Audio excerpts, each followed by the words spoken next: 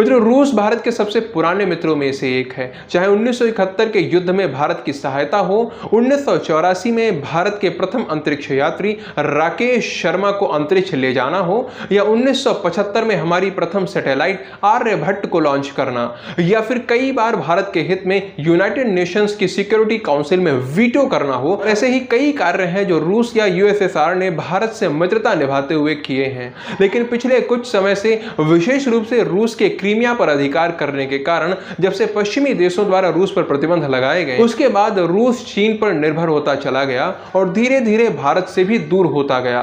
भारत भी अमेरिका और बाकी पश्चिमी जगत में अपने मित्र खोजने में लग गया। लेकिन इन सब के बाद भी दोनों ने अपनी मित्रता को टूटने नहीं दिया, बल्कि समय समय पर इसे मजबूत करने का प्रयास करते रहे। इसी प्रयास को आगे बढ़ाते हुए अभी मोदी जी रूस गए हैं।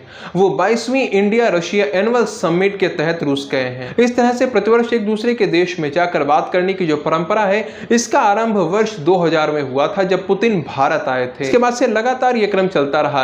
एक वर्ष रूसी राष्ट्रपति भारत आए तो दूसरे वर्ष भारत के प्रधानमंत्री रशिया गए। इसके बाद 21वें समिट की बात जब आई तो उसके लिए पुतिन 2021 में भारत आए थे। अब वैसे तो 22वीं शिखर वार्ता के लिए मोदी जी को 2022 में ही रूस जाना था, लेकिन रूस यूक्रेन युद्ध के चलते इसे टाला गया और ये टलता चला गया। अब जाकर 2024 में मोदी जी ने यह यात्रा की है, वो 22वीं शिखर वार्ता के लिए रूस गए और ये मोदी जी के तीसरे कार्यकाल की प्रथम विदेश यात्रा है। अर्थात भारत के लिए रूस आज भी बहुत महत्व रखता है और ये यात्रा जितनी भारत के लिए महत्वपूर्ण है, उससे कहीं अधिक पुतिन के लिए महत्वपूर्ण, क्योंकि यूक्रेन युद्ध के बाद अमेरिका और उसके सहयोगियों ने रूस पर इतने कड़े प्रतिबंध लगा दिए कि वह विश्व में अलग थलग पड़ गया और उसकी चीन पर निर्भरता और बढ़ती चली गई। फिनलैंड के राष्ट्रपति अलेक्जेंडर स्टब ने तो यहां तक कह दिया कि शी जिनपिंग यदि एक फोन कॉल कर दें तो पुतिन को अभी यूक्रेन युद्ध समाप्त करना पड़ जाएगा। तो मित्रों, ऐसी स्थिति में विश्व को यह विश्वास दिलाने के लिए कि वो चीन पर निर्भर नहीं है, बल्कि विश्व की सबसे बड़ी आबादी वाला देश,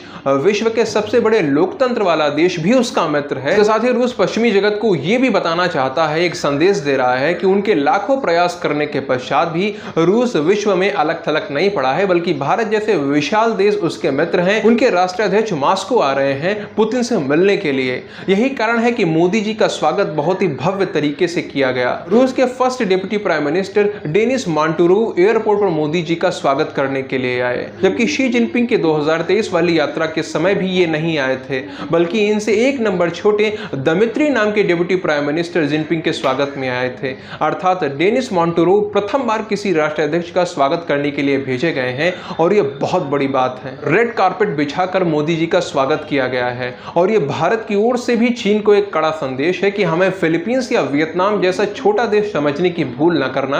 भारत की वैश्विक ताकत क्या है वो इसी बात से पता चलती है कि भारत अमेरिका और रूस दोनों के साथ एक ही समय पर अच्छे संबंध बनाकर रख सकता है। दोनों को ही भारत की आवश्यकता है।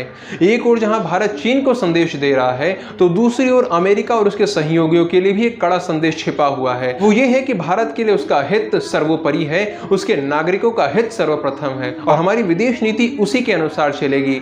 किसी देश के प्रतिबंधों के आगे हम झुकेंगे नहीं। मित्रों, बदलती वैश्विक परिस्थिति में भारत रूस दोनों को अपनी मित्रता बनाकर रखना एक बड़ी चुनौती है, लेकिन इन चुनौतियों से निपटते हुए दोनों अपनी मित्रता बनाकर रख पा रहे हैं, ये बड़ी बात है।